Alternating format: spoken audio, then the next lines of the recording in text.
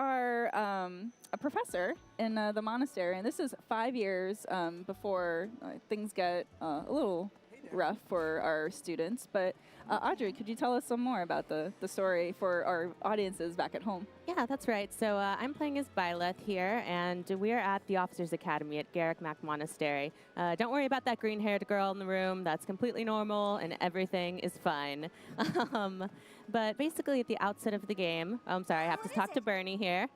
Oh, she says she's got a cold, but she's a big liar. Bernie's actually just a big introvert, but it's okay. You can pull her out of her shell over time. But at the outset of the game, you choose one of 3 houses to lead and to teach, and each one represents one of the ruling powers in Fodlan, the continent where this game takes place. So you're not just choosing the students who you want to teach, you may be choosing which side you want to take and, oh, I don't know, an impending war. So we're going to show a few of the activities that you can do here at the monastery. In there is the garden. Over there's the fishing hole. But you know what? I'm a bit peckish. I'm going to run to the dining hall real quick and see what's going on there. I mean, it's morning for us, so I guess it's breakfast time. Breakfast is the most important meal of the day. So here we are in the dining hall. And, oh, hello, Dedu. Investigating Ramire Village. He's always so serious. Come on, let's get a bite. Just walk away from the Yes. So there are multiple paths you can take in this game. The one we're playing right now is the Black Eagle path, and this is Edelgard. She's the house leader of the Black Eagles. She's an incredibly important character. I won't spoil anything for anyone who hasn't played the game, obviously, but she has an incredibly compelling and deep backstory, just like all of the characters in this game. So I hope you look forward to getting to know her. But I'm going to jump here, and let's see. Petra looks like she really wants to get in on this meal. That's going to raise her motivation. She's got that giant happy face of like, I'm ready. Let's go for this. And then it's a professor in Night Mixer, so I'm also going to invite Manuela to the party. And we're going to chow down. And one of the really cool things about the monastery activities is that not only is it really fun to interact with all of these characters like never before in a Fire Emblem game, everything you do has an effect on your game. You can see that dining with Petra increased her motivation. That's going to allow me to do more with her when we're in the tutoring phase. It also gave me more points so that my professor level went up. And having a higher professor level means that you have more activity points, more battles you can do, and you get more gold to spend on those all-important vulneraries. Nice. And look, I completed a quest along the way, so we're doing pretty well here. Nicely done. Yeah. Got that off the checklist. Yep. Oh, and there's Raphael. I can't run by Raphael without saying hi. I love this guy. He's a big sweetheart. He actually has a really tragic backstory, but you wouldn't know it by his great attitude and his wonderfully ill-fitting shirt. Yeah, he's just ripping out of that shirt. He can't help it. His muscles want to be free. And he's worried because he ate too much fish recently, and so now he's worried he'll never want to eat it again. These are really, really big problems in the academy phase of this game.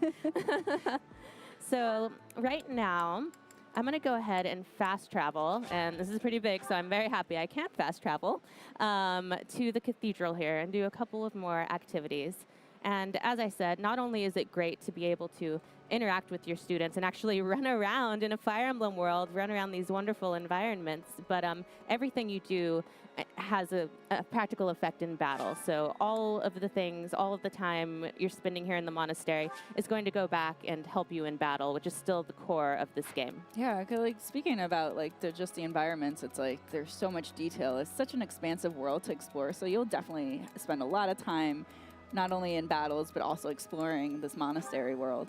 Yeah, and so this is the advice box, and it's where students will anonymously ask you for advice. And you have to kind of, based on your knowledge of those students, guess what would be the answer that makes them happy so you can get support points with them. And I correctly guessed that that was Hilda. Nicely done. Yes, so I completed that quest, and Hilda's now very happy with me.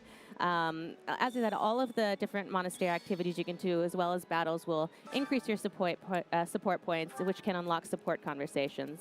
Oh, I know by the hair that's Petra. Let's see. Oh, you're right. She misses the sea because that's where she's from, a foreign land, and she misses the ocean. Nice yep. guess. It's like you played this before. I might know these characters a little bit, but all these characters are so lovable, and unlocking support conversations with them is really, really rewarding, especially since what's really dynamic about this game is that there's a 5-year jump at some point. So you get to see the support conversations that take place in the academy, and then there are also some that will only take place after the 5-year jump during the war phase of the game. So you get to see how the war and the events of the game have affected these students, which is really, really compelling. And that's how you get to know them enough to answer these advice box questions. And at that point, of course, after the 5-year jump, you can even pursue a romantic relationship with someone. Dimitri. Just saying.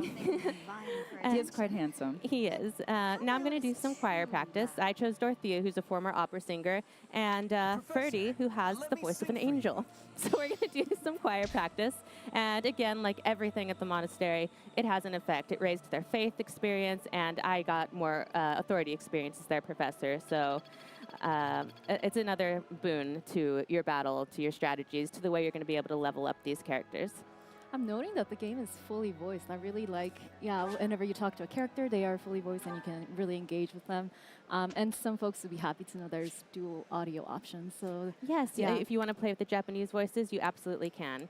So we're going to jump into some tutoring here. And as you can see, you can choose to instruct manually or automatically. One of the wonderful things about this game is that it's as deep as you want it to be. If you want to, like me, I love to pour every single stat, every single unit that I have, and try and customize it to my heart's content. But if you're the kind of player who really just wants to race through the story and the battles as fast as you can auto-tutor, and it won't be quite as effective, but it is an option if you'd rather not deal with all of this stuff that I just personally love pouring over. So for Linhart here, as you can see, I've set a custom focus for him. You can choose some predetermined skill goals for him, but I really want to make him a cavalier. I need more movement on my team. So I'm going to try and increase his lance and riding skills. Oh, he didn't do so well.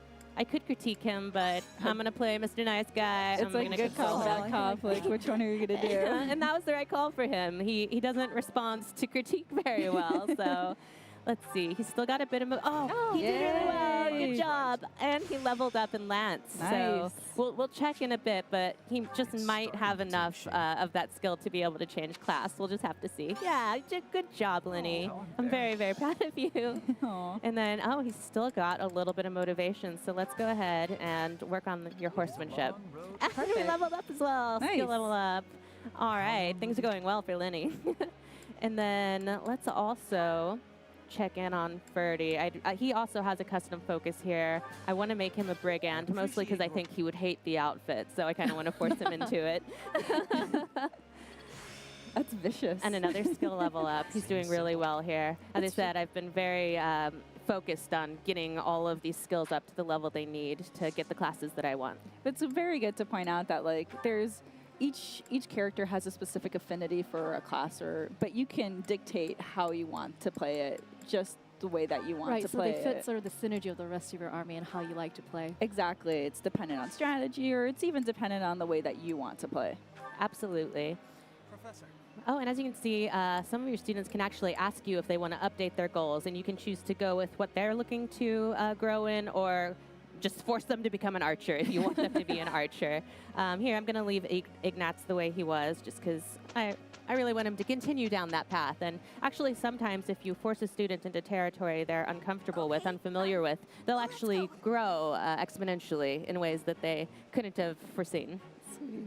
See, I'm always forced her out of her shell. It's good for her. She needs to grow and meet people. She's a wonderful young lady. She needs some fresh air. Yes, I she does. And they did pretty well together. All right, and then you can see, again, you can pour over all of the screen. I'm going to skip through it just so that we can move along here, but I would normally be looking at every single stat and seeing how my team has grown. Knowing how you've played past Fire Emblem games, I can vouch for that.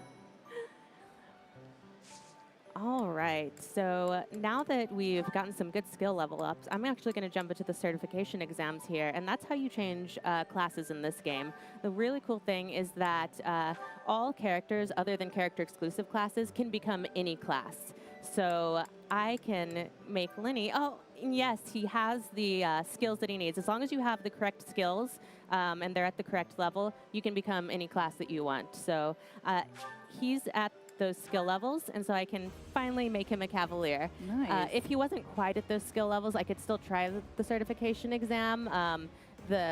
I was at 100% chance of passing. If it was a little bit lower, it would have been a bit of a gamble. It might not have worked out for me. I personally like to kind of wait to make sure it's a sure thing. I don't like to waste my seals, but you can roll the dice if you like. It's up to you.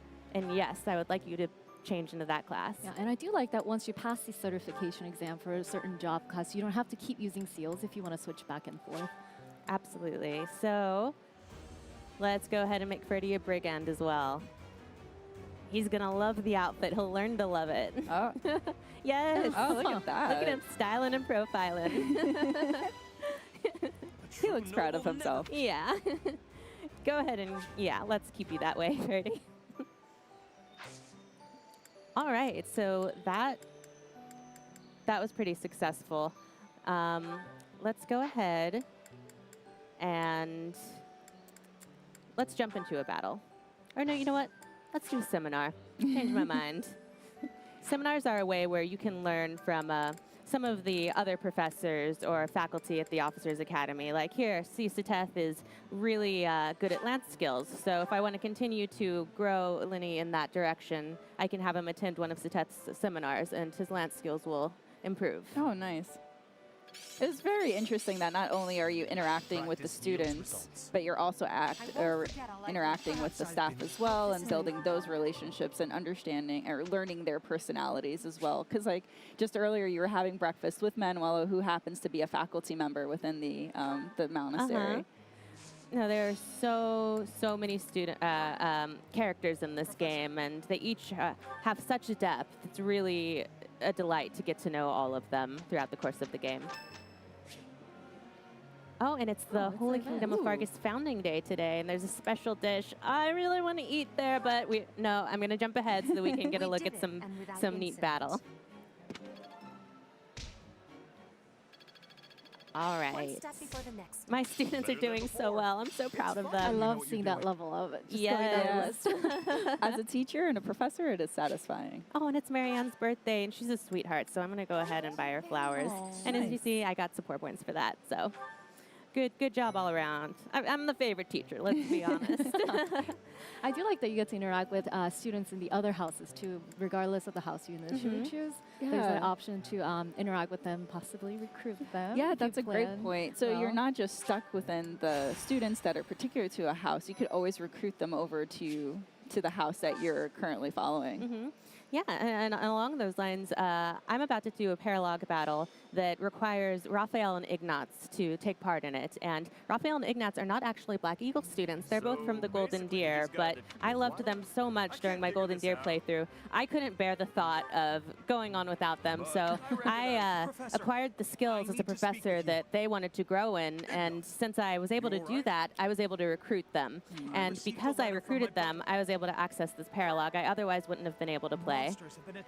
So I'm skipping right past this story moment here so that players can enjoy it at home. But basically what's happening is that Ignatz and Raphael are from a merchant families, and merchants are being attacked in the Alliance. So they want us to go and help them. And of course we're going to go help them. It's We're very heroes noble after deed, all. yes. Yes.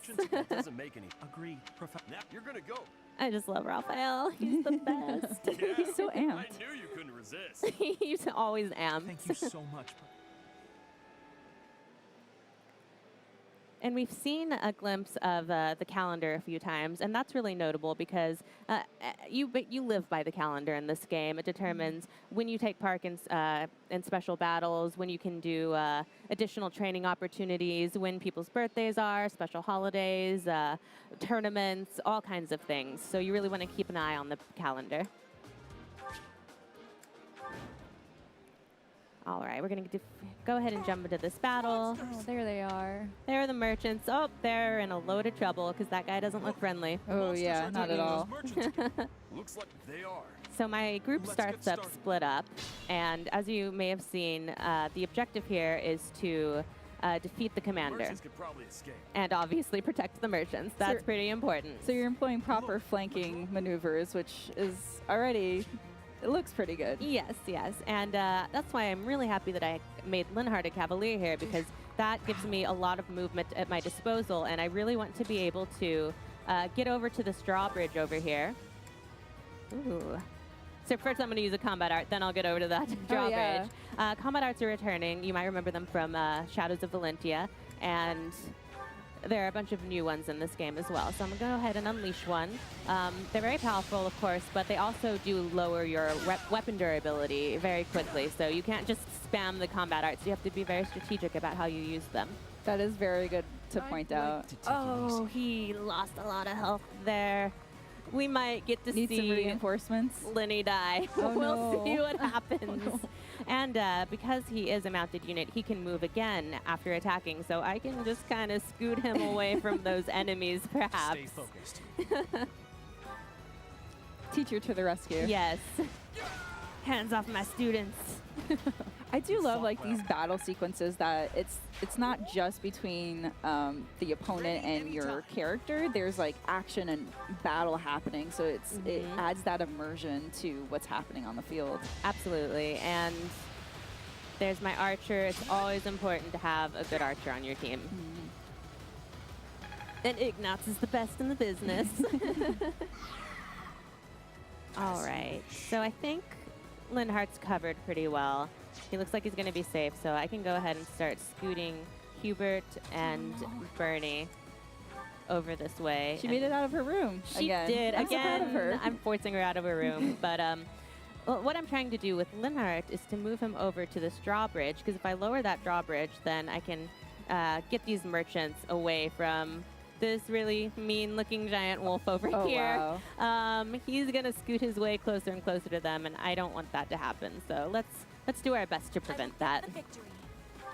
Meanwhile, while we're doing that over on the left side, here on the right side, I'm going to try and inch closer to the commander so that we can maybe take him down before he causes any more mischief. Start when laying down their forces. Yes. And so I like to watch all of the battle animations because they're really beautiful. And as you can see, they actually zoom in on where you are on the map. It doesn't just take you to kind of a generic location, which is really cool. But for the sake of time, I'm going to try and force myself to skip the animations. It's painful, but I'll go ahead and try and do that. Well, the folks at home, luckily this game is going to come out soon, so the folks at home will be able to experience this on their own and get through meet all these characters, experience all these battles, and dictate how they want to play. I do like Audrey's point, the camera zooms in when you engage an enemy, and the 3D environments of the map. I like the fact that you can adjust the camera angle too. Like if you like the overhead view like traditional Fire Emblem, or if you want to like explore the environment a little bit, make it a little bit more scenic. Yeah, that's something that's always been a real great thing about the Fire Emblem series, is that you can customize your battle to your heart's content. You can decide to skip animations, turn them on, off, all kinds of things. So like I said, I love just watching all of those things, but you really don't have to if you'd rather just get right to it. Yeah. Good job, Hubert. Well done. Let's see.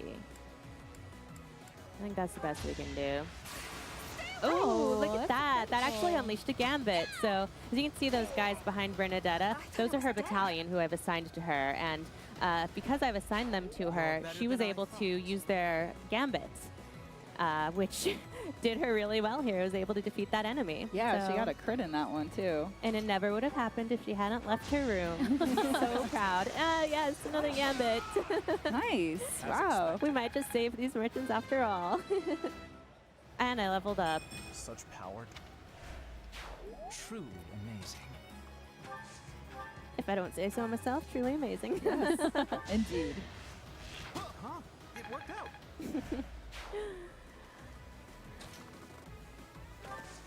All right. The path is clear now. And using my brand new Cavalier, I was able to get over to this bridge and lower it for those merchants. So they can run away from that massive wolf, which we haven't actually just mentioned yet, but it covers like 4 spaces on the map. Right. Like it just shows how monstrous and massive that character is versus all the other units on the field. He's incredibly powerful too. It takes a long, yeah, look, he's 4 spaces. He takes a lot to whittle down his health. Yeah, and positioning is so important in Fire Emblem. At the end of your turn, your units are vulnerable to enemy retaliation, depending on what position they are. And so these bosses that take up more than one square, that really open up just like different possibilities of positioning. So there's one more important battle that I'd like to show. So I think we're going to go ahead and switch over. Yeah. We're not going to be able to defeat this commander today, but I'm going to leave that great pleasure to the viewers at home whenever they pick up the game. So we're going to jump right into a story battle right now. And I jumped into a bookmark here, and so I've already gone through quite a bit. I'll just run through my strategy so far. We started off over here, and as you can see, this is a real labyrinth here. So I splitted my units in half. I sent my mounted units who have higher movement over this way so that they can kind of go through there and figure things out, while my more powerful units went over here where there were a lot more enemies and a lot of traps. So now we're over here. We've opened these doors, and my mounted units have made their way through this maze. So we're in a pretty good spot, I think. And still deploying a flanking maneuver because you have them on both sides. And I was able to open the door here. One thing that I think is really important to do when you're in one of these sprawled out maps is to kind of choose a key bearer. So I have Sylvain here as the key bearer on this side, and whenever there's a key, I make sure that it gets over to him so that I always know who has the key. I can make sure that's the person I'm sending towards the doors. All right, and I'm noticing these are students from the Blue Lion house. That's right. Oh, yeah, We're we're playing a different house now. That's a good call. In this save file, we're playing as the Blue Lion path and as female Edelgard. Or Byleth. Oh, sorry, female Violet. So many names. I know. Oh, and we've got It just another goes to show Gambit how many characters there are in this game, so it's definitely a challenge to keep track of who's who. But as a professor, that's my duty. All right, so I'm gonna cozy up to Byleth here and use a combat art. Ooh, we can, yeah. Let's use that one. Again, I keep not skipping the battle animations because They're so cool to look at. What should I do? Dedu, you just be you. And then here's my healer. As always, it's so important to keep track of your healer in these maps and make sure that they stay alive so that they can help you stay alive. Yeah, for sure. But as you had mentioned too, that it's really important to make sure, especially for this map, to point out which character has the keys, so then you're not scrambling around trying to identify where they are, but also switching them around. I'll go. All right, so we're making pretty good work of these folks. And Annette, let's move you over here. She doesn't have quite the same movement as everyone else, but she's a mage, so her ranged attacks are really, really critical because all of my mounted units, they generally tend to be lance users, so I really need to have someone with ranged attacks on my side over there. That's how it goes. And I don't know if you're able to see it, but some of our students here, including Byleth, have Heroes Relics, and those are very special weapons that you can only use if you have the associated crest. And crests are of incredible importance in this world. They determine your status and power. They're passed down through bloodlines, and so whether you get a crest and which crest you have really determines your position in this world. And maybe not everybody's super happy with that system. I must steel myself. I'm just loving how Ash is able to attack those enemies across the wall. Like, Yeah, we're able to take them down without putting ourselves in too much danger, Right. which is really nice. Oh, my battalion leveled up. All right, Ash, you did well. Now you get to forge on ahead. Proceed with caution. I shall, Dedu. I promise. I think... How are you doing, Dedu? I'm going to heal you. Yeah, let's go ahead and heal Dedu.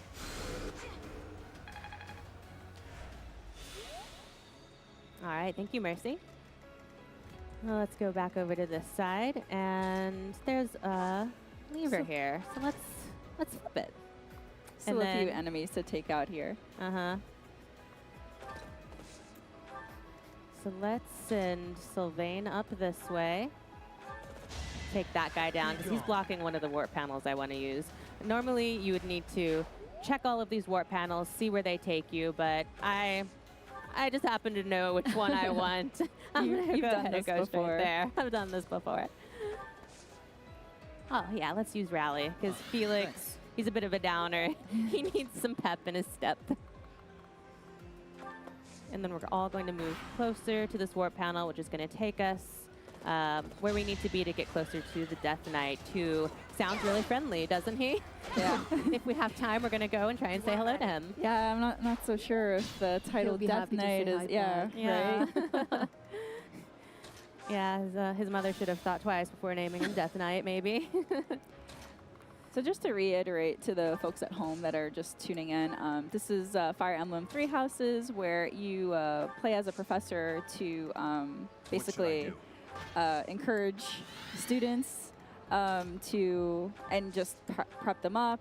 You can play however you want. There's a lot of depth in this game. There's a really deep narrative story. All of these characters have their own personality.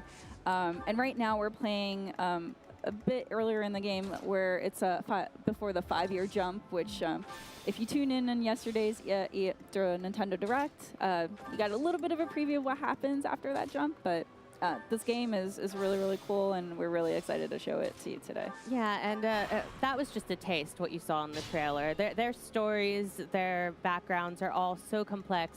You can't tell what's going on until you play the game. So you have a lot to look forward to, viewers at home. All right, so my key bearer's here at the door. We're going to go ahead and say hi to the Death Knight pretty soon. You know what, Sylvain, you're a good man, but I'm going to go ahead and let your professor do the hello. Oh my gosh. Because Death Knight is very powerful and very, very scary. This is risky. We're all very scared of him. So let's go ahead and end this turn. Just give up. And then one thing I want to point out is that, well, first I'm going to defeat this enemy, and then I'll point stuff out. But say I had really messed up in battle and, God forbid, let one of my students get defeated. There's actually a way using Define Pulse where you can go back and you can redo the whole match if you want, or you can just go back a few moves. And this is obviously very powerful. It's very limited, so you have to use it strategically, or you can choose to just not use it at all and just live with the deaths. But it's actually a great way to not have to reset a whole 30-minute battle if something doesn't go your way. Yeah. So it's a neat option for fans. It's also important to note, too, that right now you're playing in the normal mode. I'm playing in classic Or mode, classic yes, mode, which yeah. means that when people die, they stay dead. So, yeah, Divine Pulse is a great way to get around that. Counteract the... Yeah, and go and kind of rethink your strategies. Another battalion level up. That's handy. Oh, no. You said he was friendly? Yeah, so we're going to stop Right here. right here. Uh-oh, Before there's some he, intense harm yeah, over here. Because this friendly fellow just got a little less friendly. So. You said he was friendly. Yes. But a lie. yeah, I should have pointed out that not only do you need to either take down the Death Knight, which is difficult, or take down all other enemies on that map, which there were a lot of them, you have to do it in 25 turns. Oh my gosh. So, yeah. So there are conditions and challenges to every battle. Yes. Cool. But that was just a little sneak peek at Fire Emblem Three Houses. As we mentioned, it's coming out July 26th, so you won't have to wait long to get your hands on it. Yeah. Thank you so much for running this through with us. And